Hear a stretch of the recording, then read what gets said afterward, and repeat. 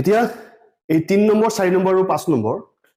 এইবিলাক জনাৰ আগতে তোমালোকে কেইটামান ধাৰণা আকৌ ল'ব লাগিব এই ধাৰণা কেইটা হৈছে প্ৰথমতে তোমালোকে পদৰ বিষয়ে জানিব লাগিব টাৰ্ম পদৰ বিষয়ে জানিব লাগিব যাৰ ইংৰাজী নাম হৈছে টাৰ্ম ৰাশিৰ বিষয়ে জানিব লাগিব এক্সপ্ৰেছন ৰাশিৰ বিষয়ে জানিব লাগিব এক্সপ্ৰেছন পদ আৰু ৰাশিৰ বিষয়ে প্ৰথমতে জানিব লাগিব তাৰ পিছত পদৰ ঘাতৰ বিষয়ে জানিব লাগিব ঘাত বা মাত্ৰাৰ বিষয়ে আৰু তাৰ পিছত ৰাশিৰ ঘাত বা মাত্ৰা জানিব লাগিব এইখিনি তোমালোকে আগতে বুজি লোৱা এইখিনি বুজি নাপালে একো কৰিব নোৱাৰিবা পদ পদ মানে হৈছে চলক আৰু ধ্ৰুৱক বিলাক মিক্স কৰি থোৱা কিহেৰে পূৰণ আৰু হৰণেৰে পদ মানে হৈছে চলক আৰু ধ্ৰুৱক বিলাক যদি পূৰণ নাইবা হৰণেৰে মিক্স হৈ থাকে তেতিয়া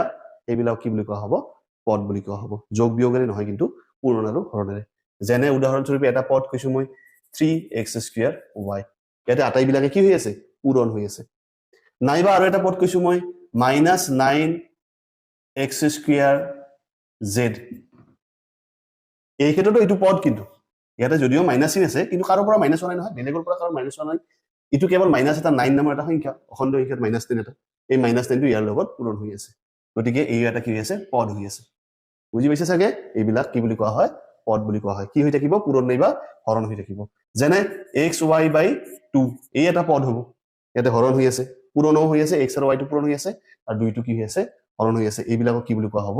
পদ বুলি কোৱা হ'ব বুজি পাইছা চলক আৰু ধ্ৰুৱক বুলি কোৱাটো জানাই তোমালোকে এইবিলাকক চলক বুলি কোৱা হয় x y z বিলাকক চলক বুলি কোৱা হয় আৰু নাম্বাৰ বিলাকক ধ্ৰুৱক বুলি কোৱা হয় বুজিছে এতিয়া ৰাশি এই পদবিলাক যদি যোগ বা বিয়োগেৰে যদি সংযুক্ত হৈ থাকে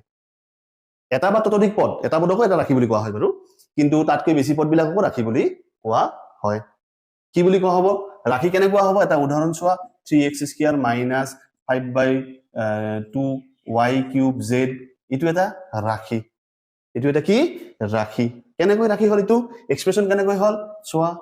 কেইটা পদ আছে এটা দুটা কেইটা পদ আছে দুটা পদ আছে যোগ বা বিয়োগেৰে কি হৈ আছে সংযুক্ত হৈ আছে বুজি পাইছা চাগে নিশ্চয় বুজি পাইছা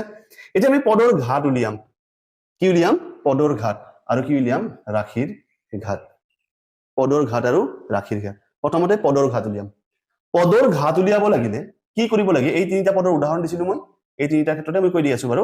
প্ৰথম পদটো আছিল কি 3x² y ইমানৰ ঘাত ঘাত বা মাত্ৰা কেনেকৈ উলিয়া হয় ঘাতক কি বুলি কোৱা হয় কেতিয়াবা মাত্ৰা বুলিও কোৱা হয় ইয়াৰে ঘাত বা মাত্ৰা উলিয়াবৰ কাৰণে তোমালোকে অকল চলক বিলাক চাবা কি চাবা অকল চলক চাবা ধ্ৰুৱকটো নাচাবা ধ্ৰুৱক বিলাক বাদ দিয়া অকল চলকটো চোৱা এই চলকৰ ঘাত বিলাক চোৱা x ৰ ঘাত কিমান আছিল 2 y ৰ ঘাত কিমান আছিল ইয়াত একো নাই মানে কি আছে ইয়াতে 1 আছে একো নাই মানে কি থাকে 1 থাকে 0 নাথাকে দেই মনত ৰাখিবা একো নাথাকিলে কি থাকে ইয়াতে 1 থাকে এই ঘাত দুটা এতিয়া তোমালোকে যোগ কৰি দিয়া বুজি পাইছা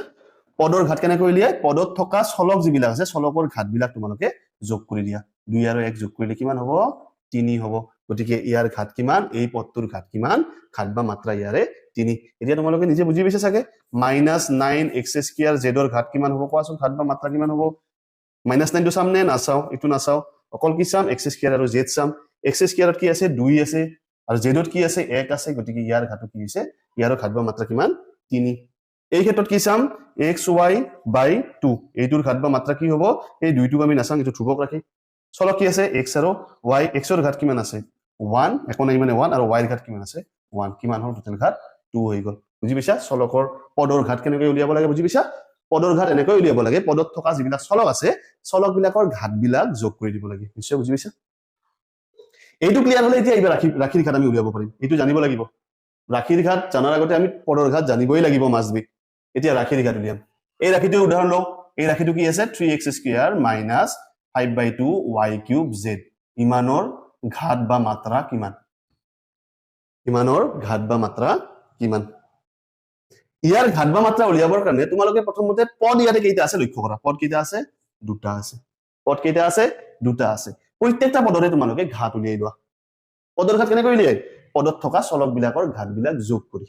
মানে ইয়াৰে ঘাত কিমান হ'ব তোমালোকে ইয়াতে চলক কেইটা আছে এটাই আছে কিমান ঘাত আছে 2 ইয়াৰ ঘাত কিমান হ'ল 2 ইয়াৰে ঘাত কিমান হ'ব ইয়াত চলক কেইটা আছে দুটা আছে y আৰু z আছে y ৰ ঘাত 3 z ৰ ঘাত 1 গতিকে 3 1 ইয়াৰ ঘাত হৈছে 4 বুজিছে ৰাশিৰ ঘাত উলিয়াব লাগে তোমালোকে আৰু বেলেগ একো কৰিব নালাগে এতিয়া কেৱল চাব লাগে এতিয়া যোগ কৰিব নি যোগ কৰি নিদিবা কিন্তু পদবিলাকৰ ঘাটবিলাক উলিয়াতেহে যোগ কৰিব লাগে বাকি যেতিয়া ৰাখিৰ ঘাট উলিয়াম তেতিয়া এইবাৰ চাব লাগিব যে ইয়াত যিটো এনসাৰ পাইছো এটাত পাইছো 2 এটাত পাইছো 4 বুজিছে 2 পাইছো আৰু 4 পাইছো সবতকৈ ডাঙৰ কোনটো আটাইতকৈ ডাঙৰ কোনটো 4 গতিকে সেই ডাঙৰটোই হৈছে ৰাখিটোৰ ঘাট বুজিছে আৰু এটা উদাহৰণ দি আছো x² - 3x + 5 ইমানৰ ঘাট কিমান ইমানৰ ঘাট কিমান ইয়াতে পদ কেইটা আছে চোৱা লক্ষ্য কৰা এটা দুটা তিনিটা ইয়াত পদ কেইটা আছে তিনিটা ইয়াৰে ঘাট কিমান 2 এটাই চলক আছে গতিকে চলকটোৰ ঘাট আছে 2 ইয়াৰে ঘাট কিমান ঘাট বা মাত্ৰা 1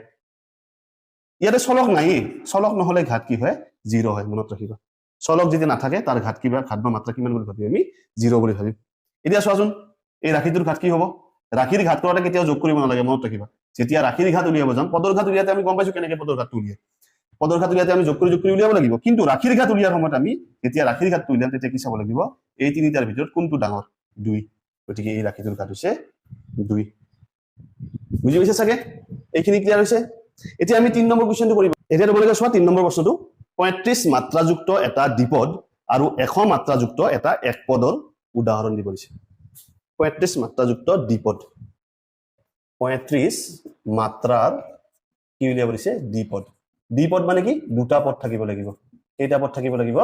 দুটা পদ আৰু মাত্ৰা মানে কিমান হ'ব লাগিব ঘাট হ'ব লাগিব 35 দুটা পদ থাকিলে তোমালোকতো এনেকুৱা অমুক প্লাস অমুক লিখিলো দুটা পদ হৈ গল বুজি পাইছা এটা পদ দুটা পদ হৈ গল ইয়াতে তোমালোকে যি মন যায় এটা 1 লিখি দিলো আৰু ইয়াতে তোমালোকে কি লিখি দিয়া x ৰ ঘাট 35 লিখি দিয়া হৈ গল একদম ইজিলি বেলেগকৈ ধৰিব পাৰি একদম ইজি দি দিলো কি x ৰ ঘাট 35 যোগ 1 গতিকে ইয়াত দুটা পদ হল দ্বিপদ হল আৰু ইয়াৰ মাত্ৰা কিমান হল 35 হল কেনেকৈ মাত্ৰা 35 হল ইয়াৰ মাত্ৰা 35 আৰু ইয়াৰ মাত্ৰা নাম্বাৰৰ মাত্ৰা 0 থাকে গতিকে ওভাৰঅল মাত্ৰা কিমান হল সবতকৈ ডাঙৰ মাত্ৰা কিমান হল 35 গতিকে ইয়াৰ মাত্ৰা কিমান হৈ গল 35 হৈ গল একদম ইজি সিম্পল 2 নম্বৰ তাৰ পিছত কি কৈছে তাৰ পিছত কৈছে 100 মাত্ৰাযুক্ত এক পদ 100 মাত্ৰাযুক্ত এক পদ এটা এটাই পদ হ'ব গতিকে এটাই পদ হ'ব প্লাস মাইনাস দিব একো নালাগে ইয়াৰ মাত্ৰা 100 কৰিব লাগে কিন্তু আমি ইয়াত দিনকৈ 35 মাত্ৰা বনাই দিলো গতিকে x ৰ ঘাট 100 কৰি দিয়া হৈ গল আকৌ বিভিন্ন বেলেগ বেলেগ ধৰণে কৰিব পৰা যাব কিন্তু আমি সিম্পল কৰি দিও ইমান কোনে মাথা মাৰি থাকে হয় না নহয় গতিকে 100 ৰ ঘাট x ৰ ঘাট 100 গতিকে 100 মাত্ৰাযুক্ত কি হল এক পদ ৰাখি আজিলৈ ইমানে ভিডিওটো ভাল পালে লাইক কৰিব কমেন্ট কৰিব শেয়াৰ কৰিব আৰু ডিবি মন্ত্ৰ চেনেলটো সাবস্ক্ৰাইব কৰিবলৈ নাপাহৰিব ধন্যবাদ